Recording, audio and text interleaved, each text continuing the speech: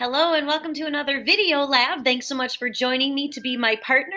So just to remind you, before you start the video or go any further, you need to have the production of hydrogen lab handout. This is the lab handout that you will turn in for your lab report. You do not have to write a full separate lab report. You've shown me enough times this trimester that you know how to write lab reports. So for your very last assignment, it is still considered an assessment, but you can just turn in this handout. So you need to fill in the date. Remember, as scientists, we record the date because data can change sometimes depending on if there's pressure or temperature differences or what location it is or what date it is. So that's why that is useful for us. You will come up with a lab title that generally summarizes what the purpose of the lab activity is after we do the lab. You can read through the purpose, and generally our essential question for this lab is how many moles of hydrogen are actually produced in an experimental reaction.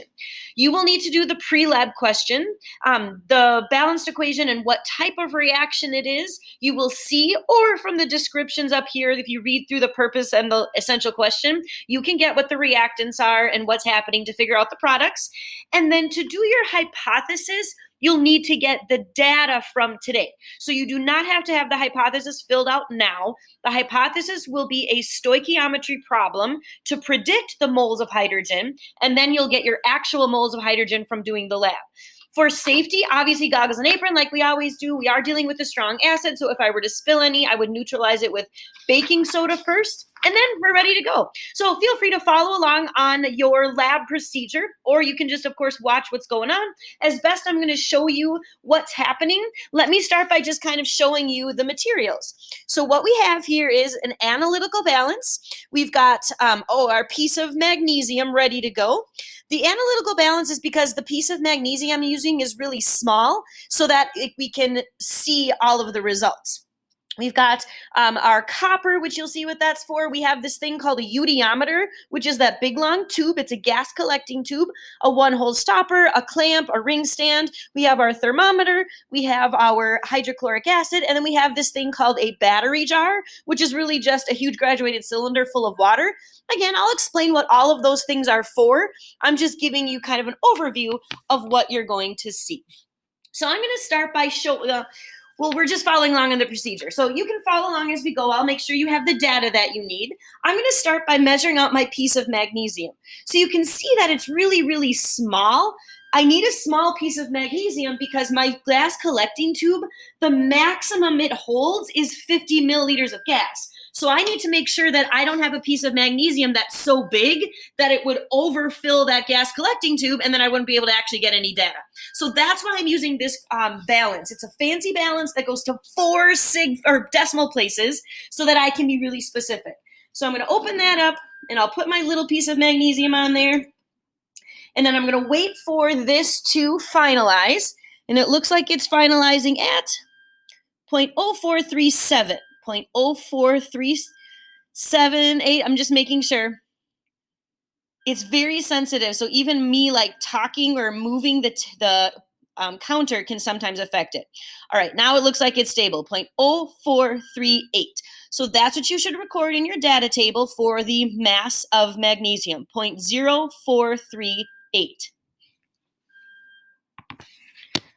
All right, mass of magnesium, 0.0438. So we've got our grams of magnesium. I also will point out that I've already recorded the barometric pressure. So on the day that I did this lab, which was 11/24, in Minnesota, the barometric pressure was 759 millimeters of mercury, according to weather.com. All right, so that's a piece of data you'll need later. That is the barometric pressure, so the air pressure in the room. That's an important thing to notice for when you start doing your calculations. All right, so now I got my mass of magnesium. Now I'm ready to make this reaction happen. So I'm going to take my piece of magnesium out. All right, so now this is the general setup that we're going to be using. So you're going to see me do a few different things to get this lab set up. So the next thing I'm going to do is I'm going to measure out my 6 molarity HCl. The molarity is something we're actually going to talk about a lot in Chem B, but molarity is moles per liter. So it's saying there's 6 moles per liter of the chemical HCl mixed in water to create a solution. And so I'm going to measure out 10 milliliters of that. So I've got my graduated cylinder. I'm going to use my pipette so that I can get pretty specific. I don't use the 10 milliliters in my calculations anywhere because that's just the volume of your HCl, which is not a gas, so we're not going to use it in our gas law. It's just kind of our excess reactant for our reaction. Okay, so I've got my 10 milliliters of hydrochloric acid, and I'm going to put that in my gas collecting tube. So again, you can kind of see this gas collecting tube. It's like a big long test tube basically, but the thing that makes it really cool is it's got these graduations on it, so I can read really specifically the amount of gas that we will get. So I'm going to carefully pour in the hydrochloric acid. And again, if I were to spill, I would neutralize it first because it's a strong acid. I neutralize it with baking soda. Now what I'm going to do is I'm going to fill this with tap water, and then I'm going to fill all the rest of the gas collecting tube with water so that there's no air bubbles in here. Let's talk about why that's important. I am trying to produce hydrogen and measure how much hydrogen I have. If I leave any space in my gas collecting tube, that would be air and not just hydrogen. So that would affect my final results. My hydrogen would not be pure. It would throw off my percent yield, and I would get an inaccurate lab answer. And we're trying to take care of as many lab errors as we can because we know lab errors are going to happen on their own. We're going to avoid any that we can. So I'm going to go fill this up with tap waters. All right, so here's my tap water, and then I'm going to fill this up, and I'm actually going to let it kind of even dribble out the top.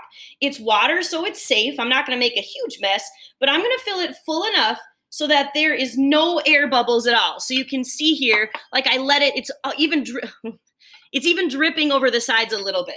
And then now I'm going to hang up my clamp. So you'll see that up here on my ring stand. Okay, so I got my clamp on my ring stand, and then I'm just going to put that in there for a second while I get set up for my next part. All right, so I've got my acid down there. That's one of my reactants. The rest of it is filled with water so that I don't have any air bubbles to affect my moles of hydrogen. But now I've got to get the magnesium in there somehow. Well, that is going to be started by my copper wire leash. So what I'm going to do is I'm going to create a leash. Like literally, I'm just using the copper to hold onto the magnesium, because if you look at your activity series, copper is not strong enough to replace the H in hydrochloric acid. So when the hydrochloric acid gets in contact with the copper, nothing happens. It's only going to react with the magnesium. But because you'll see why I need something to hold on to the magnesium because of what we'll do in the procedure in just a little bit. So the copper is just holding on to the magnesium so that it will stay at the bottom of the gas collecting tube so that it can react with the acid that runs down. So let me just kind of check this. Looks pretty secure, so it's holding on. So I've got this piece of copper wire that's holding on to my magnesium. I'm going to get my beaker set up here. And then I'm going to take my gas collecting tube down again. And then let me turn this. Okay, so then I'm going to put the magnesium in the gas collecting tube. So I'll kind of shove that in there. And then I'm going to hang the copper over the side. And then I'm going to put in the stopper. And the stopper will push out some water, so that's good. Because again, then I should have no air bubbles or air pockets in my tube at all. It's completely filled with liquid so that any air, or it's not going to be air, it's going to be hydrogen gas. Any gas that's in there will be hydrogen. That's the goal. Okay, so then now let me continue with it. Now here's the tricky part. Let me explain what I'm going to do and then I'll show you. I'm going to put my finger over the hole because it's a one hole stopper so that as the gas forms, it can push out the liquid and allow space for the gas. But if I just tip it over right now, some of that water will drip out and there will be air inside my tube. So I'm going to put my finger over the stopper and then I'll just do it. You can watch me. I'm going to release the stopper under the water level of my beaker. So now the water pressure is pushing up on my stopper. So then now no air can get back in. But as the reaction gets started, which you'll see here in just a little bit, as the reaction gets started, the hydrogen will float to the top and the hydrogen will push out some of the water. So right now what's happening, I hope you can see it in the video. You can see the acid is actually falling down. And eventually when the acid gets in contact with the magnesium, bubbles will start to form. That's how I know there's a sign of a reaction. So we're waiting for the acid to get down to the bottom where the magnesium is. And we'll know that the reaction has started when the bubbles start forming. So that's what we're waiting for right now. I'll kind of try to show you inside there. We're waiting for the bubbles. We're still waiting for the acid to fall down to the bottom. All right, maybe you're starting to notice now we are seeing some bubbles forming. So as the acid falls all the way to the bottom where the magnesium is, you should start to see some bubbles. Can you see those bubbles that are forming on the magnesium and then watching them here? Hopefully that's becoming more obvious to you. And then because of density, the hydrogen gas is less dense than the water, so the hydrogen is floating to the top, and then you can start to see that it is displacing some of the liquid. So as the hydrogen floats to the top, it starts pushing because it's pressure. So the hydrogen molecules are pushing on the water. They will push the water out through that one-hole stopper. Now you can start to see it's getting more obvious. So more and more is reacting, more and more bubbles. And then again, you can see that there's more and more water being pushed out because the hydrogen is taking up space. And then that will just kind of continue for a while. So we can see that there's hydrogen being formed there, and then this will just continue. I'm seeing more and more bubbles happening as that reaction continues. So one of the things you'll talk about in your reasoning in the conclusion is, why did we get results? Well, because this reaction happened. How did we know there was a chemical reaction? Gas was produced that wasn't there before. Again, you can start to see that the amount of hydrogen is forming, and that's pushing the water out through the bottom, through that one-hole stopper. But because that stopper is under the water level, no air or water can get back in as it gets pushed out. So we just continue to let this finish, starting to see more and more hydrogen being formed. More and more bubbles.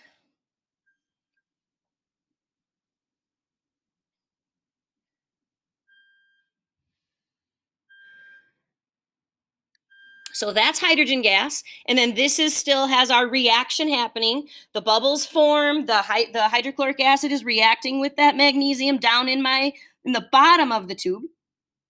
The copper is not reacting with the hydrochloric acid.